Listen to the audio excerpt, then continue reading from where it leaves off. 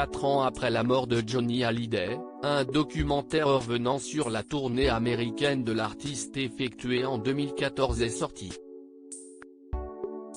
Intitulé Mon nom est Johnny, il retrace le rêve du taulier de se produire aux États-Unis. Ce long métrage réalisé par Pascal Duchesne, a été diffusé en avant-première dans un grand cinéma de Los Angeles, ce mercredi 1er novembre. Quelques 200 invités étaient présents aux côtés de Laetitia Hallyday et de ses deux filles, Jade et Joy, et notamment l'acteur américain Mickey Rourke, qui a partagé une amitié de 30 ans avec l'interprète de l'envie.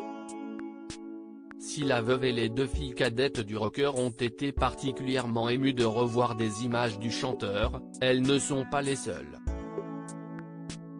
Mes filles ont découvert le film ce soir et elles étaient en larmes du début à la fin, a confié Laetitia Hallyday aux Parisiens après la projection. Les amis de Los Angeles qui ont partagé la vie de Johnny ont pour la plupart pleuré. Beaucoup m'ont dit qu'ils ont vraiment découvert sa passion pour l'Amérique. Mickey Rourke bouleversé après la diffusion du documentaire. Mickey Rourke a été particulièrement touché par cette projection, selon les dires de la veuve du rocker. Il était bouleversé, il pleurait, il a serré mes enfants dans ses bras.